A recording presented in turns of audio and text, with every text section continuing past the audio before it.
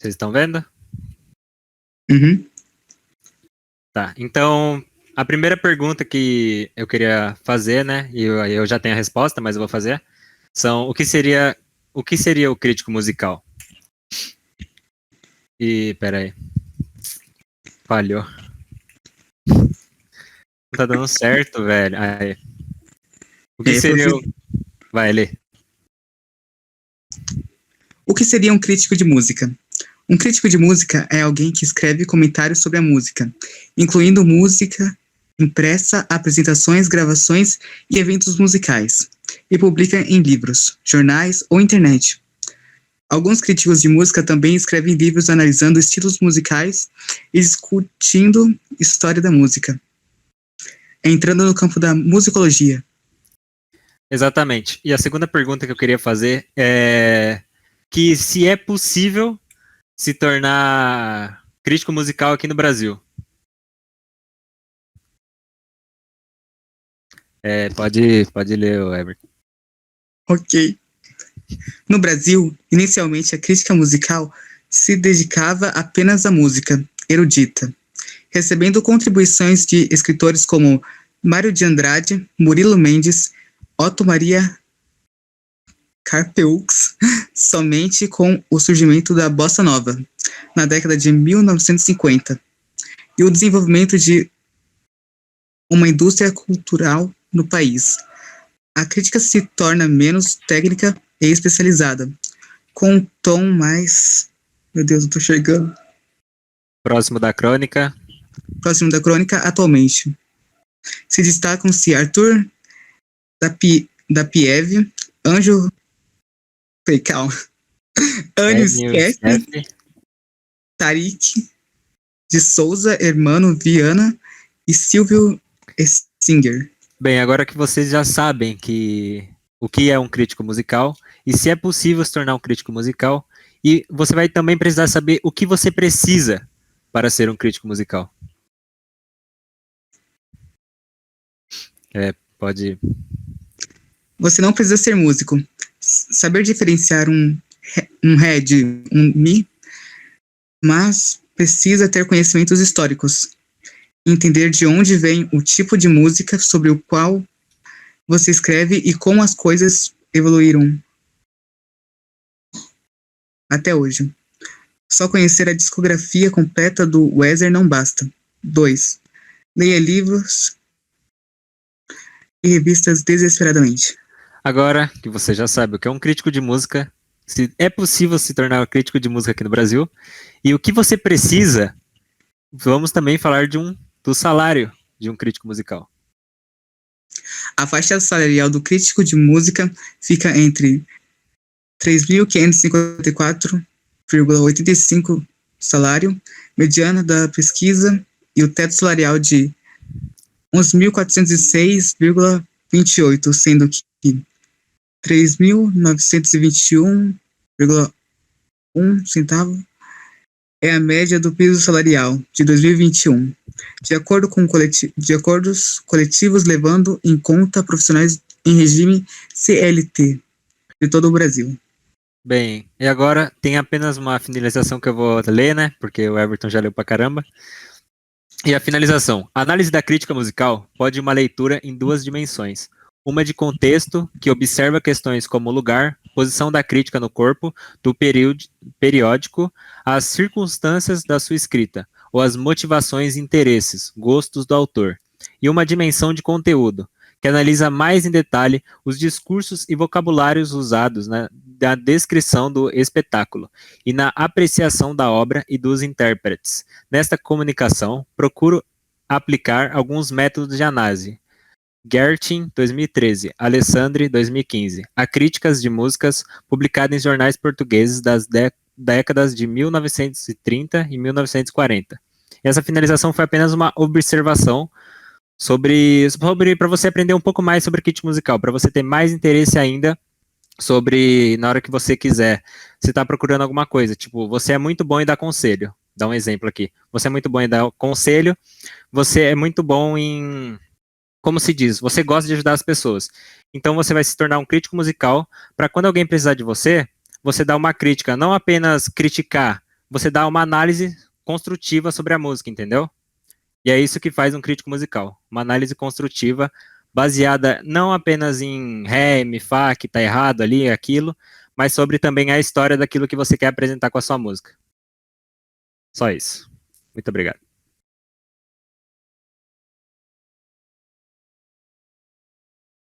Tá. Pode ir pro próximo, André. Tá, eu vou falar um pouquinho sobre a profissão de um DJ. O que é um DJ? Um DJ é uma sigla em inglês que significa disc jockey, ou em português, operador de discos. Tá, ele se pronuncia D-Way, mas por causa do nosso sotaque diferenciado dos americanos, a gente sai um som meio diferente. Ele tem o objetivo de remixar músicas ou criar suas próprias. Normalmente o salário de um DJ vai variar da sua presença tanto na internet quanto em festas e eventos. Eles podem ganhar muito quando já alcançam o auge da carreira, mas no começo não são tão bem remunerados assim. Pode ir pro próximo. Existem dois tipos de DJs. Tem o DJ mesmo, que ele é o responsável por tocar as músicas em público. Ele vai produzir a música gravada e vai tentar divertir o público fazendo algumas remixagens e alguns efeitos na hora de tocar a música. E temos o DJ produtor, que é ele que vai realizar a música, ele vai montar tudo mais. Normalmente tem alguns DJs que fazem as duas coisas, porém tem também alguns DJs que preferem contratar empresas para realizar a idealização das suas ideias. Tá. Aqui a gente tem um pouco da linha do tempo dos DJs. Em 1920 houve os primeiros DJs. Os primeiros DJs foram criados nas rádios, no começo da comunicação de rádio. Ainda não tinha um nome considerado para isso, mas eles eram que ficavam trocando os discos. Não tinha nenhuma edição nos vídeos. Eles mesmo que trocavam de acordo com o que o público ia pedindo para trocar. Em 1935 teve a criação do termo DJ. Ele foi criado pelo apresentador de rádio Walter Winchell para anunciar o DJ chamado Martin Block. Ele foi o primeiro a transmitir música popular, tocada de discos. Em 1940 houve as primeiras mesas que foram criadas na Grã-Bretanha.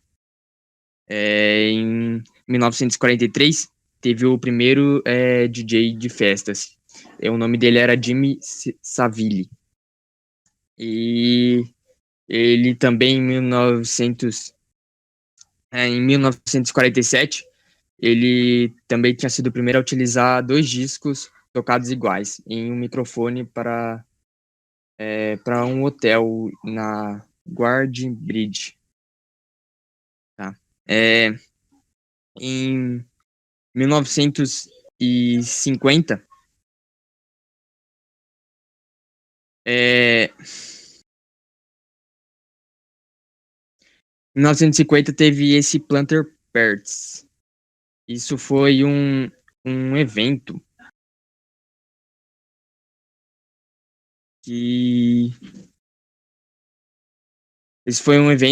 que chamaram alguns DJs para tocar em uma lanchonete, onde eles eram praticamente jukebox humanas. Eles tocavam as músicas para o pessoal que estava lá. O primeiro DJ brasileiro, ele apareceu em 1958 e o nome dele é Paul Piscine. Tá. Em 1969 teve o Branch Matching. Isso daí é um efeito que tem no que normalmente tem em algumas músicas. Ele consiste em sincronizar batidas de duas músicas para ter uma transição entre ambas e tornar mais suave. É a transição que tem entre as músicas que muitos DJs fazem, praticamente todos. Em 1979, houve em 1974 a 1979, apareceu uma máquina que, conhecida pelos DJs da época, era a máquina perfeita, que foi a empresa Technics que lançou. Ele era um toca-disco e o modelo era SL-1200. E ele foi aperfeiçoado até 1979. E o modelo mudou para SL-1200 MK2. Ele pesava 11 quilos. E em 1979, houve, houve a criação de um novo efeito chamado stretch. Tem uma história que conta que esse efeito foi criado por uma mãe brava. Para quem não sabe quem é esse efeito, ele é aquele efeito onde o DJ deixa o som, o disco rolando e ele puxa para trás fazendo um barulho tipo um arranhão. A história é de um DJ chamado Grand, que quando ele estava ouvindo uma música muito alta lá no quarto dele, e a mãe dele começou a ficar brava e foi dar uma bronca nele. E daí, na hora que ela apareceu, ele segurou o disco e quando ela saiu, ele soltou. E daí ele gostou do efeito que fez quando do disco arranhando na, na agulha do toca-disco. Próximo. Os DJs podem atuar em diferentes locais, como raves, clubes, bailes e festas. Tem um monte de pessoas que estão chamando DJs, não ultimamente por causa da pandemia, mas chamavam muito porque é algo que se tornou bastante popular. Eles têm bastante influência entre o público mais jovem e ultimamente esse mercado já estava crescendo muito e agora só está se expandindo ainda mais. Próximo. O mercado de trabalho de um DJ, ele consiste em ser contratado por casas noturnas ou tudo mais. Alguns DJs também fazem apresentação através de lives na internet. Normalmente quem está responsável por divulgar o nome dos DJs são as próprias casas noturnas que os contratam.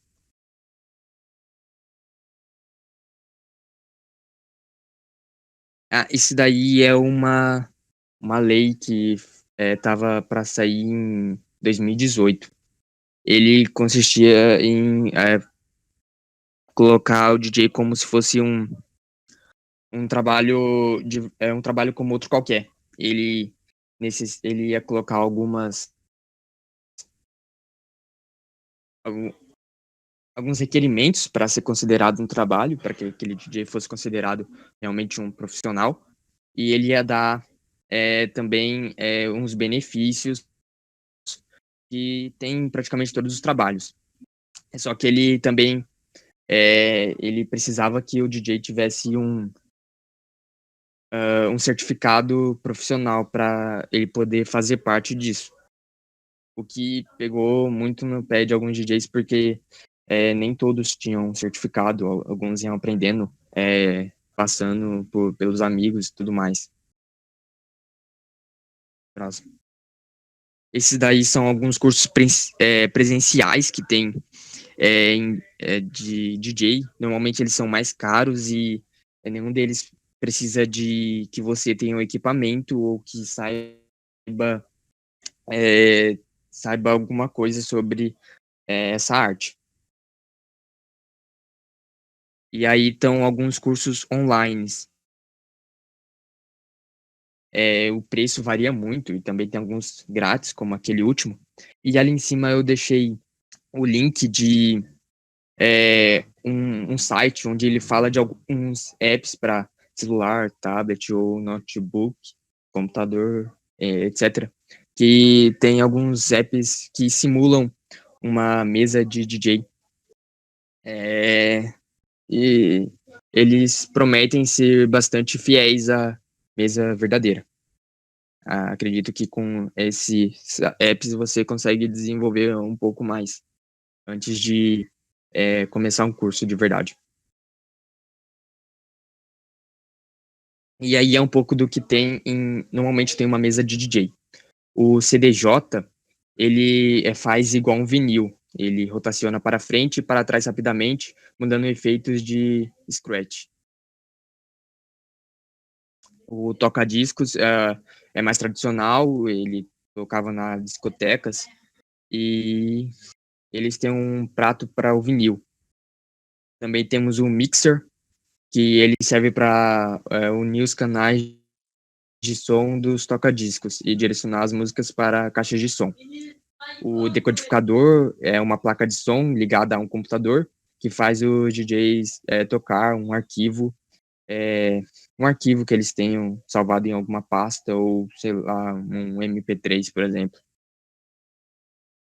E temos o controlador, que ele é diretamente controlado ao computador e reproduz sons padronizados ou trechos de músicas.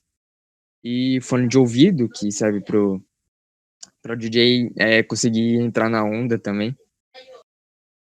E o principal que precisa para você ser um DJ definitivamente é ter talento, porque são coisas que exigem muito esforço e não é tão fácil quanto parece. Você precisa ter uma coordenação motora bastante avançada e saber o que está fazendo, porque qualquer erro pode arruinar sua carreira. Essas daí são algumas das fontes que eu peguei. E é isso. Obrigado pela atenção.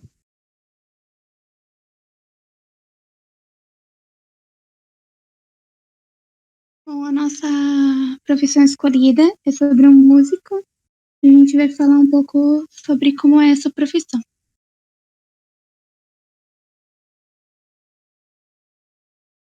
Músico é aquele profissional que ele exerce qualquer atividade relacionada à música, mas em específico é aquele que toca algum instrumento musical. Bom, eu vou falar um pouco sobre o primeiro músico da história. É o primeiro homem que a gente tem conhecimento que elaborou uma teoria que é válida, foi o filósofo e matemático Pitágoras.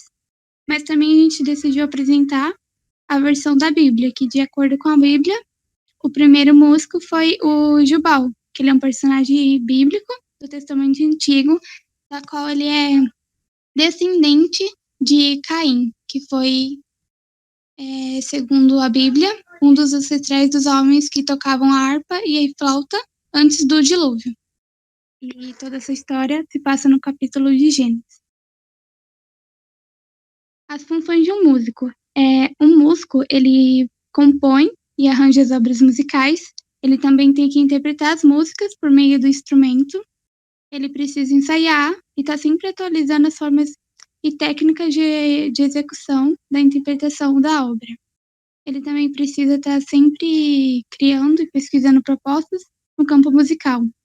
Ele também pode editar partituras e transcrever ou adaptar as músicas.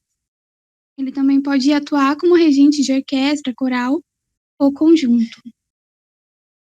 A formação de um músico, a universidade, ela também é muito importante para que o músico ele aprenda mais sobre as habilidades do instrumento, que ele possa conhecer melhor a história da música e saber como interpretar as peças musicais ou compor até mesmo a partitura. A graduação, ela oferece 2 habilitações, onde o universitário ele pode optar pela licenciatura em música, onde ele vai poder dar aula em escolas e estar sempre ensinando. Ou ele também pode fazer o bacharelado em instrumentos, que daí ele pode fazer sobre sopro, corda, teclado e percussão, onde ele pode atuar no canto, compor partituras ou até mesmo reger orquestras. Agora a Larissa vai continuar explicando.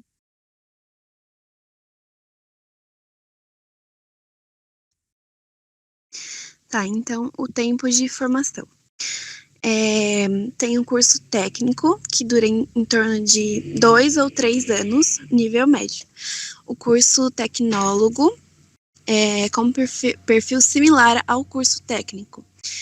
E apenas na área de produção musical, ele concede diploma em 2 anos. A licenciatura em música é entre 3 e 4 anos para chegar ao diploma. E o bacharelado em música, que é entre 3 a 5 anos para chegar ao diploma, para eles conseguirem o diploma. Então, esses são os cursos.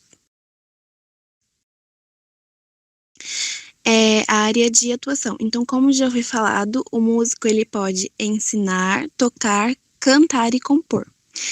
Ele pode atuar em escolas e é preciso ter a licenciatura para ensinar, para lecionar. E em outras instituições, é só ter o diploma de bacharel ou o registro da OMB, Ordem dos Músicos do Brasil. Na universidade, é preciso ter a pós-graduação e os cursos livres. Ele pode atuar em produtoras musicais, empresas de evento, entidades ligadas à cultura, igrejas, eventos, corais e orquestras. E a média salarial. A média salarial para o músico no Brasil é de 1.877, mas pode variar, como vocês podem observar aí no gráfico, pode chegar a 3.113. Mas, assim, é um salário que não é instável. Como vocês podem ver aí, ele varia. Os pontos positivos em ser um músico profissional.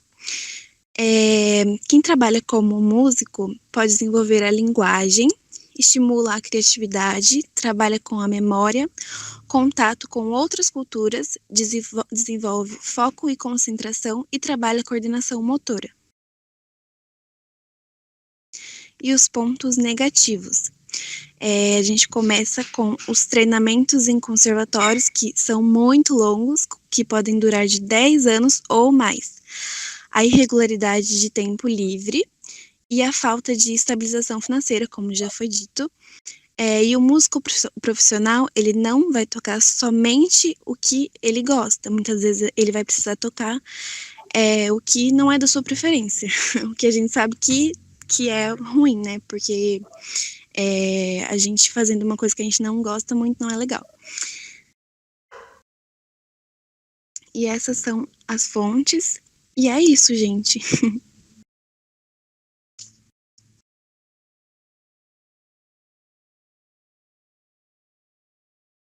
Eu vou fazer sobre o musicólogo, tá? Eu não encontrei tantas informações quanto eu gostaria, mas o que eu encontrei tá aqui.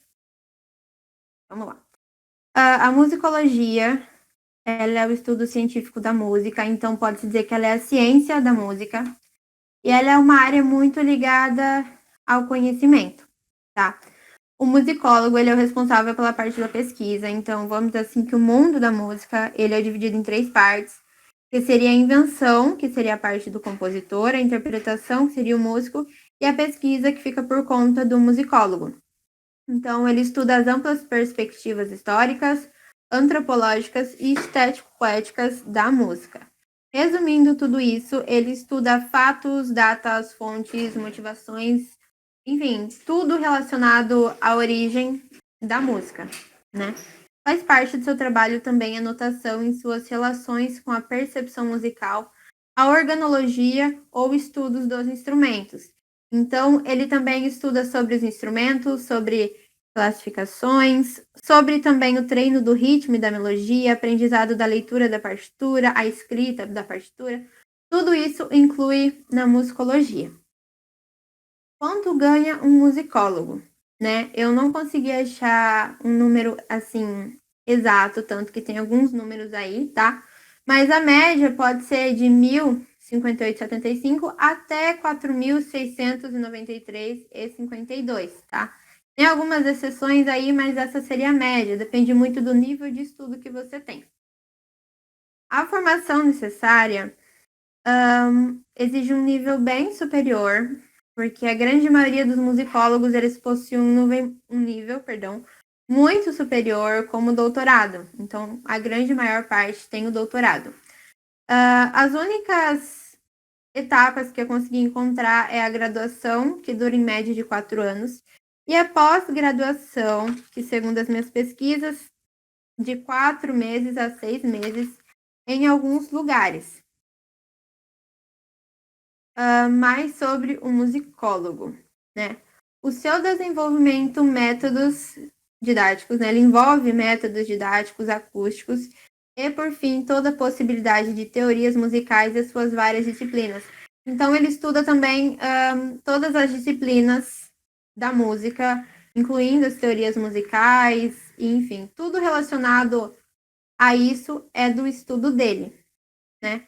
Ele também analisa as questões musicais, tendo-se em vistas as referências externas à música. Então, ele também ajuda a analisar se aquela música é apropriada, vamos dizer assim. Ele recebe a música e ele vai estudar as origens, a motivação, o porquê daquela palavra.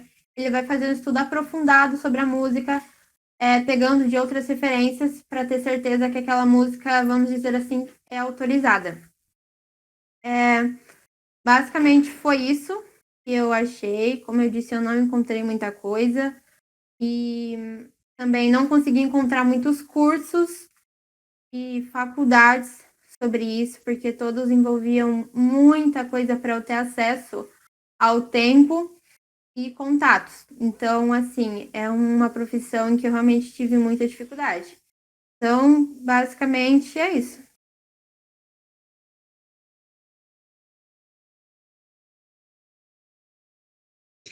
Boa noite, gente. Eu sou a Mariane e eu fiz o trabalho junto com a Rafa. E o tema que a gente escolheu foi professor de dança. E agora eu vou começar falando sobre a formação acadêmica. Bom, para ser um professor de dança, é necessário muito estudo e também ter experiência na área. E a faculdade que gradua um professor de dança é a faculdade de dança e ela tem duração de 4 anos. E também possui 2 habilitações, que é o bacharelado e a licenciatura. O bacharelado, ele prepara os profissionais para serem bailarinos e coreógrafos, e já a licenciatura forma os professores. Você pode encontrar esse curso em diversas faculdades e universidades com variados preços de mensalidades. Eu separei aqui 2. Eu separei a Universidade Federal da Bahia, que ela é pública, e também a Universidade Estácio de Sá, que ela é privada. E já sobre os valores, variam entre R$ 700 até R$ 1.400. E esse curso, ele é muito importante pela credibilidade e também pela bagagem que ele acrescenta em um currículo. Bom, durante o tempo de curso, é muito indicado fazer um estágio para ter mais experiência e também ampliar o aprendizado com a dança.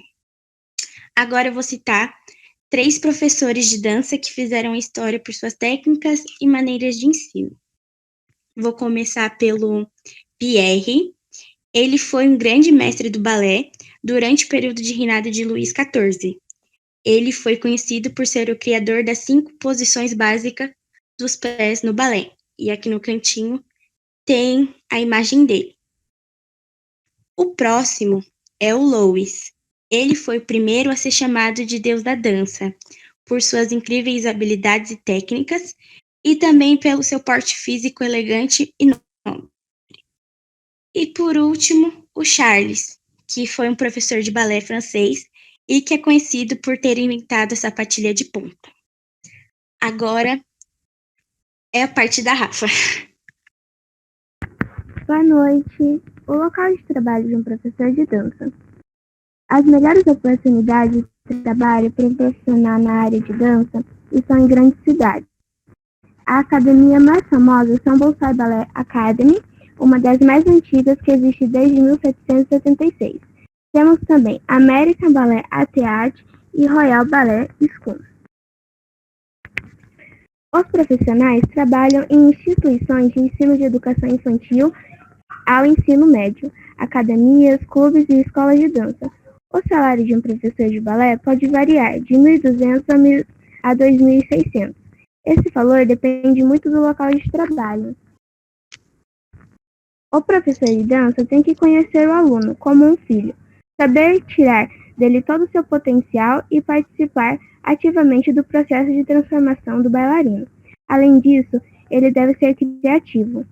O professor tem a obrigação de identificar os pontos fortes e fracos dos alunos e trabalhar de forma individualizada para que todos possam ter o desenvolvimento desejado. Muito obrigada, gente. E aqui a finalização do trabalho meu e da Mariane.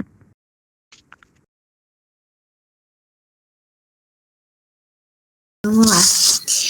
Bom, o trabalho é sobre a profissão do cinema. E eu e a Cheyenne, nós escolhemos a profissão do figurinista. Tem que avisar o professor, né? Esqueci. Professor, se o senhor quiser, pode começar a gravar já, tá bom? Então, beleza. Bom, como eu disse, a gente escolheu a profissão figurinista e é sobre isso que a gente vai apresentar hoje. Bom, como o nome já diz, figurinista é aquele responsável por montar os figurinos dos personagens em alguma produção artística, seja ela um filme, uma novela, uma série ou uma peça de teatro. Sendo ela uma profissão que exerce muita criatividade do profissional. E uma curiosidade, ela é uma profissão que faz muito sucesso nas premiações do Oscar nos Estados Unidos. Beleza. Aqui tem um videozinho que eu falei, que fala um pouco sobre a profissão. E eu peço, por favor, que vocês confirmem se tá saindo o som, tá bom?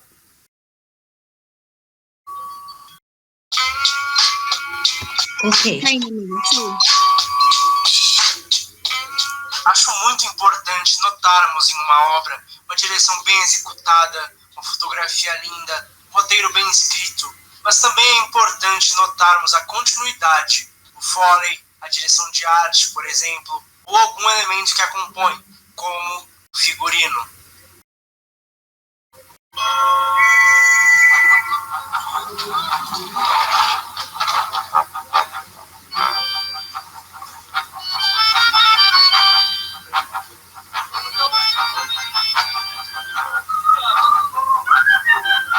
Antes de começar, preciso avisar que esse vídeo será um complemento do vídeo sobre direção de arte. Se ainda não viu, recomendo que dê uma olhada. O figurinista é o responsável em criar figurinos para os personagens contidos no roteiro, além dos acessórios como óculos, chapéus, luvas e não somente dos atores principais, como de toda a figuração. Tudo isso coordenado pelo diretor de arte e pelo diretor do projeto. Existem outras funções relacionadas ao figurino também, como o guarda-roupeiro, que é o responsável em executar reparos necessários nas roupas dos personagens e em ajudar os atores a se vestirem.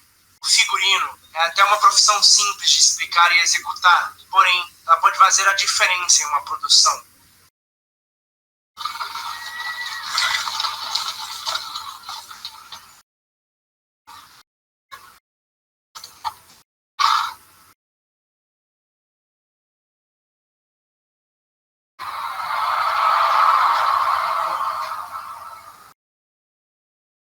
Penso que a primeira informação que um figurino passa é o espaço-tempo. Apenas pelas roupas e acessórios dos personagens podemos saber em que época e aonde o filme acontece. Muitas pessoas pensam que é somente isso que um figurino faz para um filme, uma roupa em um personagem.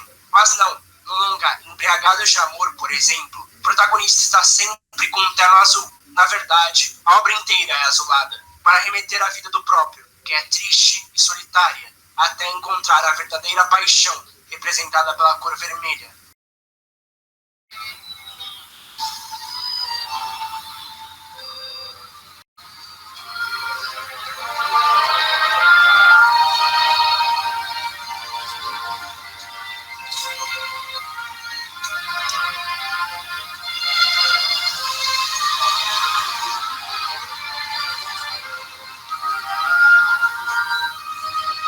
No filme Ilha do Medo, o personagem do Leonardo DiCaprio e do Mark Ruffalo aparecem com roupas de tons escuros, tristes. Porém, um detalhe interessante seria a gravata verde do protagonista, que destoa do resto do figurino, representando o apego ao passado, com sua família, as memórias boas que ainda existem na mente dele.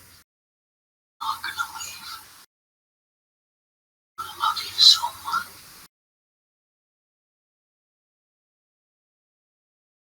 Just focus in a box today. Oh.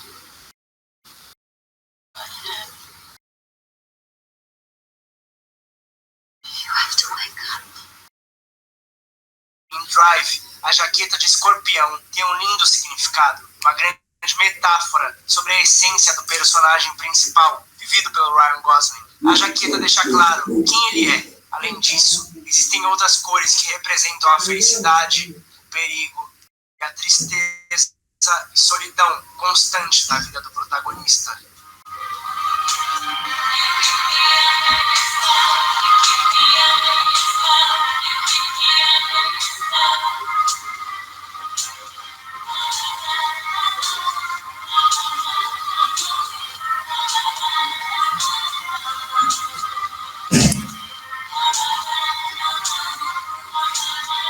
O figurino pode não parecer, mas é extremamente importante para o desenvolvimento de um personagem, até mesmo para um longa de ação e aventura, ou um filme de super-herói. A caracterização conta muito para o carisma do personagem, assim como a semelhança ou total mudança no figurino dos personagens das HQs. Mas lembre-se, a melhor estilista de roupa já disse, nada de capas.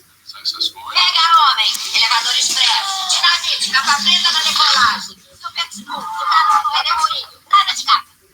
Agora vem, sua roupa nova fica pronta antes da próxima missão. Você sabe que eu tô aposentado como super-herói. Eu também, Roberto. Mas estamos aqui. Obrigado por ter assistido e espero que tenha gostado. Citei o filme Drive e gostaria de lembrá-los. Bom, já terminei o vídeo. E agora a Chay vai dar sequência falando sobre uma das referências que a gente pegou em relação aos figurinistas. Pode começar. Bom, professor, e como exemplo de carreira, a gente escolheu a figurinista Colleen Atwood, uma famosa norte-americana nascida em Yakima no ano de 1948. E em 1970, ela entrou para o mercado da moda, trabalhando como consultora.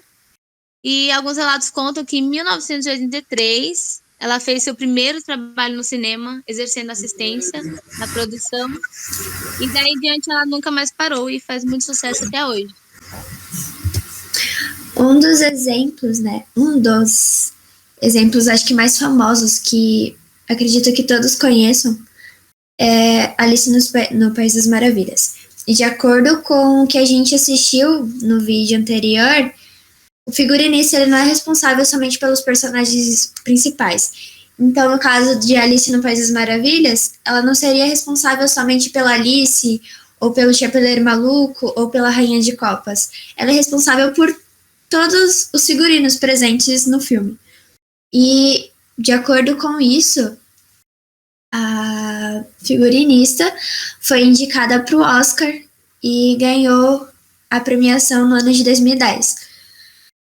Aqui a gente pode ver esse vestido aqui, na imagem à esquerda, é da Rainha de Copas, que foi desenhado por ela e, de acordo com isso, ganhou a premiação.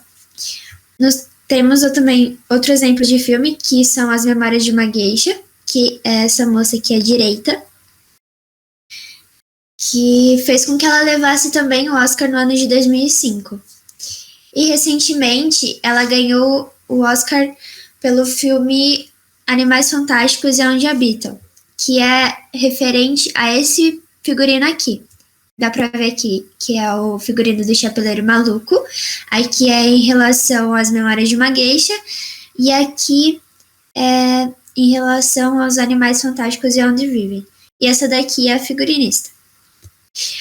Aqui eu dispus dois desenhos dela, dois desenhos de criação, né? Porque, como a Chay estava explicando, O trabalho de figurinista exige muita pesquisa e, de acordo com isso, eles têm que traçar toda a personalidade do personagem mesmo, todos os traços dele, humor, etc., porque tudo isso vai influenciar na maneira que ele vai se vestir para se mostrar para o público. Então isso é de suma importância, é uma peculiaridade muito grande de cada personagem, por isso eles têm que ser muito bem estudados e estruturados.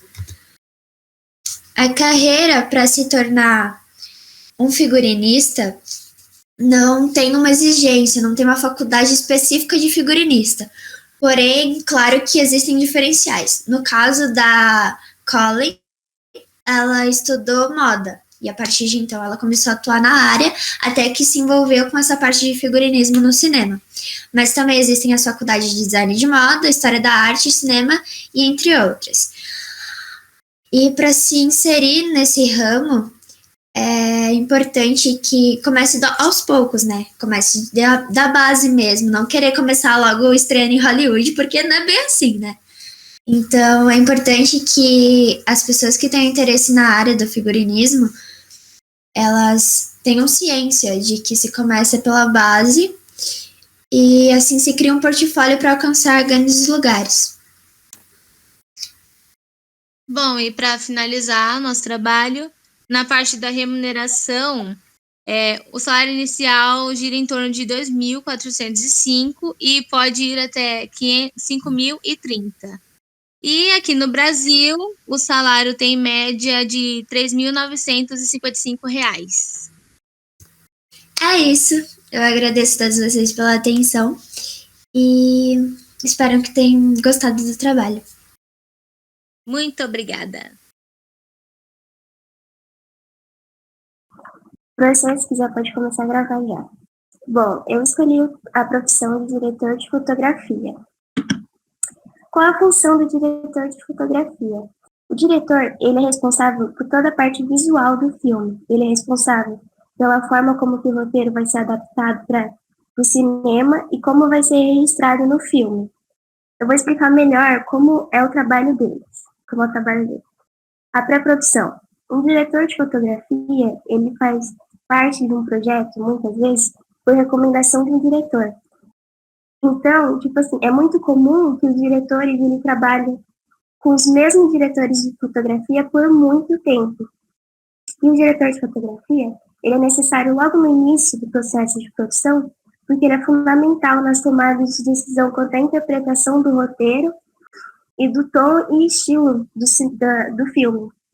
E assim que essas decisões são tomadas, é a hora que o diretor começa a montar suas equipes para câmera e iluminação. Bom, storyboard. O storyboard é uma sequência de desenhos que normalmente com direções de diálogos. Não é sempre que o diretor de fotografia vai fazer esses desenhos, mas ele tem que analisar e ver se é aquilo que ele quer representar para as pessoas. Câmeras. Uma grande decisão a ser tomada pelo diretor de fotografia é quais são as câmeras a ser utilizadas, quais as lentes, filtros, refletores. Então, é super importante esse fato.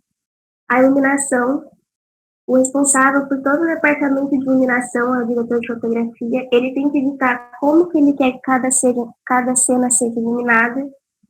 E o enquadramento. O enquadramento é uma das maiores responsabilidades do diretor de fotografia. Que é ele que vai falar aonde o enquadramento tem que estar, onde que tem que mostrar certo, aonde os atores, enfim. Bom, formação do diretor de fotografia. Ele não tem um caminho exato, não tem uma formação exata. Eles podem começar com uma escalação de funções, porque tem muitos diretores que passaram pelo estágio de equipe de câmera. Mas é claro que tem cursos que são extremamente importantes para essa formação do diretor, né? E a faculdade de cinema. Ele não é algo que precisa ser feito, é mais algo opcional. Mas é importante saber a história do cinema e todos os componentes, né? Bom, agora eu vou falar sobre a equipe.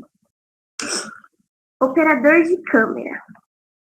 O operador de câmera, ele vai ver aonde está, tipo, se está sendo focado, se a câmera está focando, tudo bonitinho, se está seguindo aquilo que o diretor pede. E tem o vídeo assiste. O vídeo assiste, nessa imagem de cima, tem a moça com o dedo na câmerazinha. Ele é uma câmera onde ele mostra a filmagem que está sendo gravada nesse exato momento. Então, ele é super importante para os diretores verem o que está sendo filmado e se está realmente certo do jeito que o diretor de fotografia quer. Tem o primeiro assistente de fotografia, ele é o braço direito do diretor de fotografia, essa pessoa é quem vai passar todas as coisas que o diretor quer ou vai realizar. Ele também faz a manutenção do equipamento e vê se a câmera está... ver se a bateria da câmera está carregada. E o foquista. Bom, o foquista, ele é responsável pelo foco, né? Como o próprio nome já diz. Ele é responsável pela marcação de foco.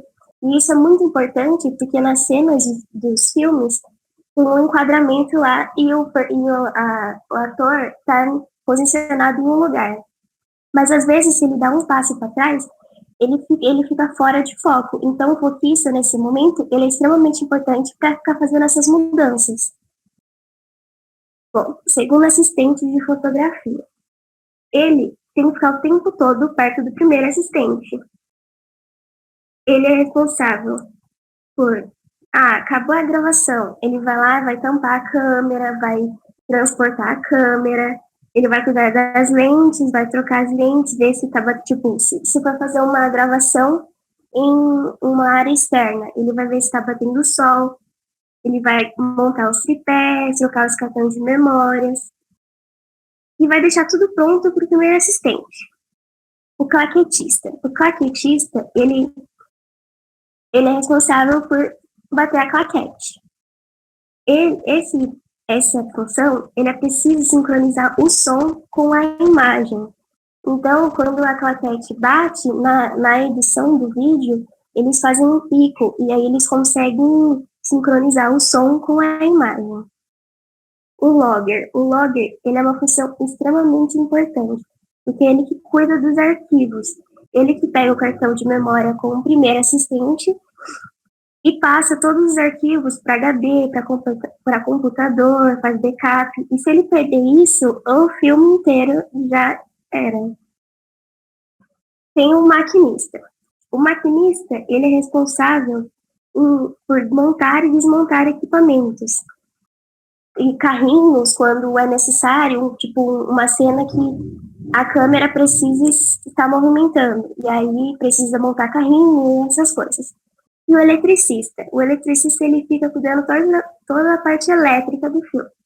Pela iluminação, principalmente, porque se caso coloque... como tem muita iluminação e precisa de extensão, precisa de texto, e se colocar uma luminária na tomada, explode. Então, eles ficam responsáveis por tudo isso. E normalmente, porque assim, não normalmente, mas às vezes, eles montam a iluminação também para o diretor. O salário. A média salarial é de 3.503. A média do salário em todo o estado de São Paulo é 5.298, uma jornada de trabalho de 38 horas semanais. Eu peguei uma tabela que é para ser mais fácil de ver. Tem os portos de empresas,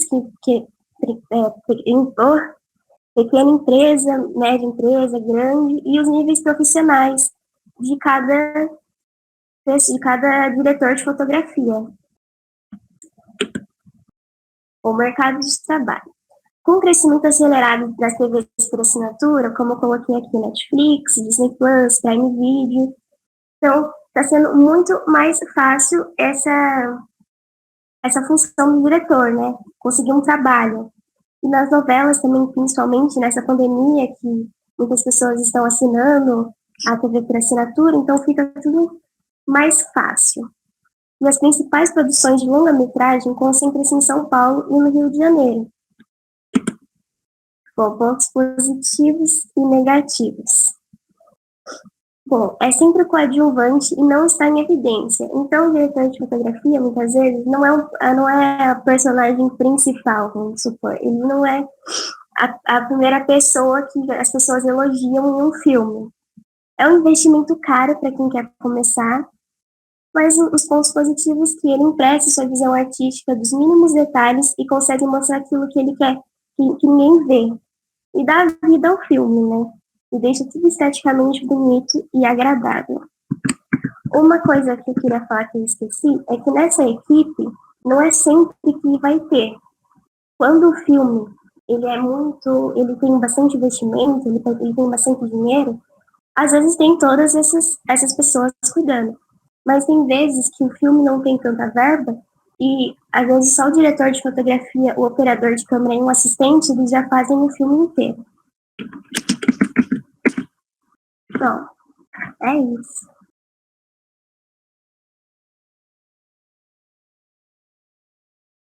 Sobre o continualista.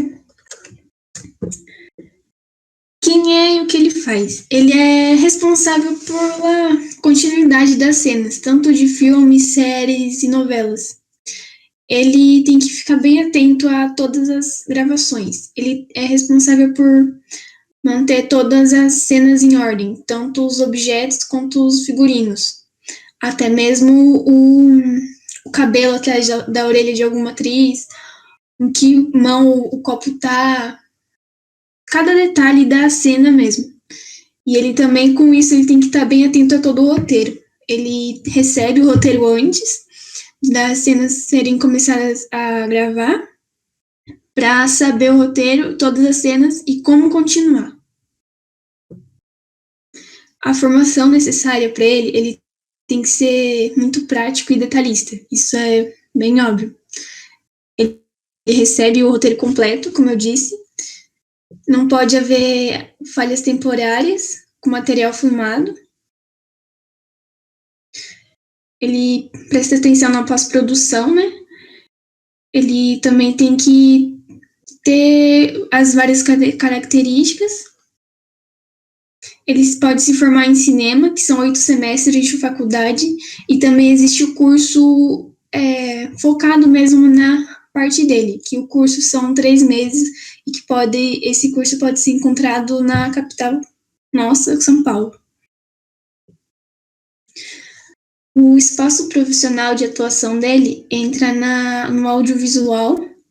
O mercado de trabalho é o estúdio de gravação, em qualquer um, no caso, sem ser específico para cinema, série, novela. E o salário dele é de R$ 1.445,50 por semana. Ele ganha semanalmente, não mensalmente, como muitos profissionais. Alguns pontos positivos, ao meu ver, na profissão dele. Ele é responsável, né, pela continuidade do filme ou um capítulo, tanto de novela quanto série, que é um peso muito grande, porque depende dele todo o contexto do roteiro do filme. Então, é um peso bem grande. Outra pessoa não pode opinar sobre a sua fala, porque afinal ele é responsável por aquilo. O que ele fala é o que tem que ser feito, porque é ele por ele não tem nenhuma pessoa para ajudar ele, nem para contribuir. E ele sabe todas as cenas de filmes, séries, novelas, por conta do recebimento do roteiro. Então ele tem uma prévia de tudo. Já os pontos negativos, ele não pode ter nenhum segundo de distração para poder indicar a continuação da cena. Se houver algum erro, a culpa vai ser direcionada diretamente a ele. Afinal, é a palavra dele. A atenção é 100%. E tem que estudar todas as cenas. Como ele recebe o roteiro antes, então ele tem que estar atento e estudar bem cada detalhe. Literalmente cada detalhe. De cabelo, de objeto, da cena completa. Tanto das falas como os móveis e tudo. Aqui tem alguns erros, como, por exemplo, no Titanic. A gente vê que aqui ela tá com um lenço na mão. Já na cena de cima, ela já não tá mais com lenço. Esse é um erro dele, que ele não poderia ter cometido. E como eu disse, até um fio de cabelo ele tem que prestar atenção. Como aqui, ela tá com o cabelo atrás da orelha. Já em cima, não. Ela tá com a orelha coberta pelo cabelo. Esse é um erro dele também. É uma coisa muito pequena, muito mínima, muito detalhista, mas que faz toda a diferença também. Aqui tem uma cena do Will Smith, de um filme que ele fez, eu não lembro exatamente o nome, mas que nem aqui, ele tá com o olho inchado, né, o rosto completamente inchado, mas a maior parte do olho dele é do olho direito. Na cena seguinte já é o olho esquerdo, na outra cena é o direito. São erros de foco também, que ele também não pode deixar acontecer. Daí a gente tem uns vídeos também que eu consegui pegar. Eles não têm som, mas peço que vocês prestem atenção. Caso não consigam reparar, eu volto. Nesse primeiro vídeo é a cena do filme do Homem-Aranha, logo um dos primeiros filmes. Ele pega essa latinha com a teia e joga na parede, quebra o abajur. Daí, quando volta a cena, que no caso a mãe dele aparece no quarto, na porta, o abajur não tá mais quebrado, ele tá inteiro de novo.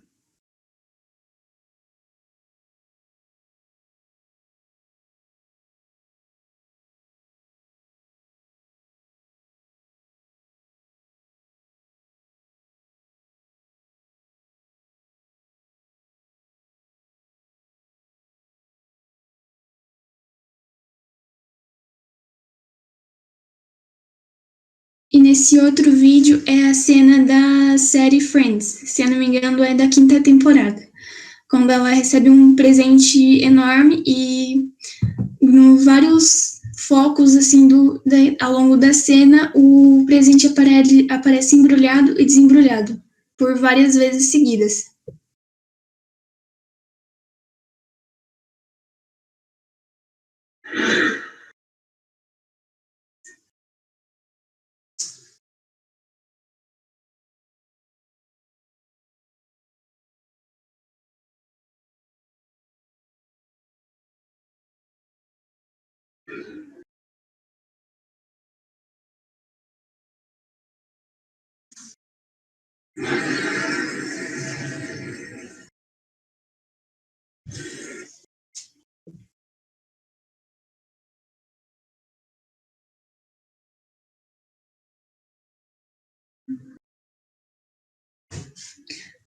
Muito obrigada pela atenção.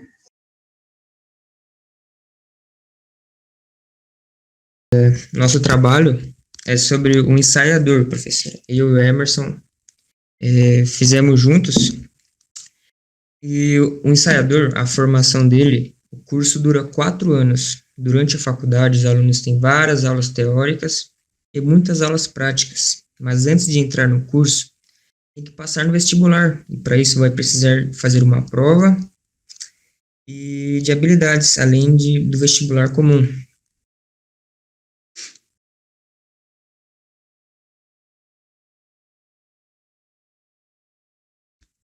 E o local de trabalho de um ensaiador, ele pode atuar como professor de cursos livres em escolas de educação básica, academias, estúdios, clubes, fundações e entre outros.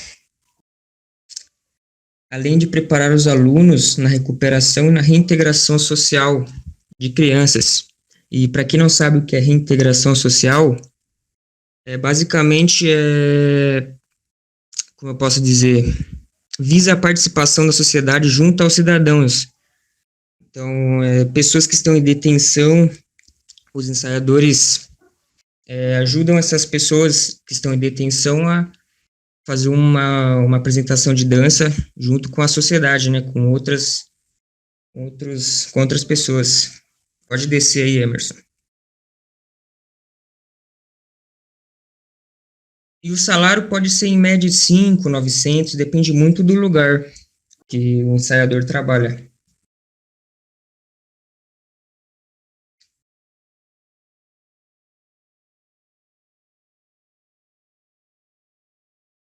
E o professor, então, o ensaiador, ele é responsável por criar os movimentos na dança, os gestos, passos, realmente criando uma coreografia, e ele ensina para os seus alunos.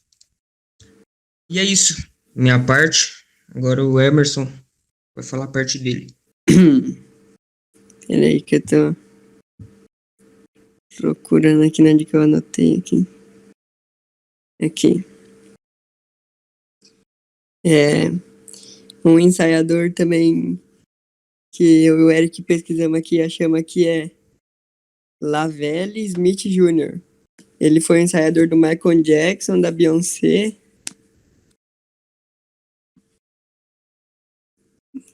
E é isso, professora.